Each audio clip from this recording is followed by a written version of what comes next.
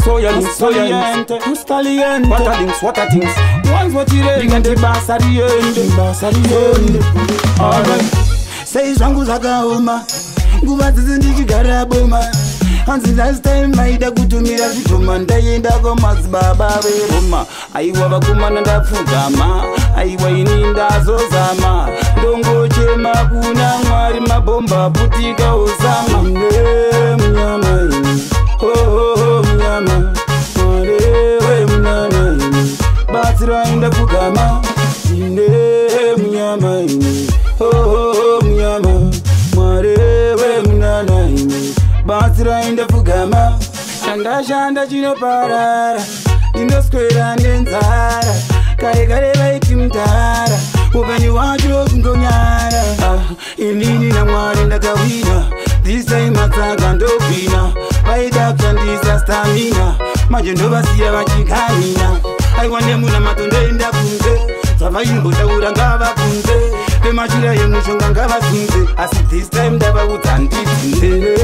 munyama ini munyama mwari wemunana ini batsira indapfugama ine munyama ini munyama mwari wemunana ini batsira indapfugama oyaya madzinza kuda kunditora kutondibira yese matora chida kunotora mukadzi kunorora ndopandotanga kuona hora aiwa nongoti ameni haleluya aintimurameni uye akauya kuna mwari ndopandovana simba nyangwe vakachiredza nchavadzinga ameni haleluya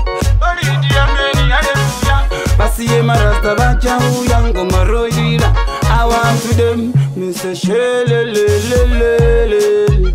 Anyway, check this style again. Mr. this Hastaliente Ndikati basariende Vese vatende vasunge mukwende Well, so me say ine munyama ini munyama mware wemunana ini batsira indapfugama ine munyama ini munyama mware wemunana ini batsira indapfugama ine munyama ini munyama mware wemunana ini batsira indapfugama ine munyama ini munyama mware wemunana ini batsira indapfugama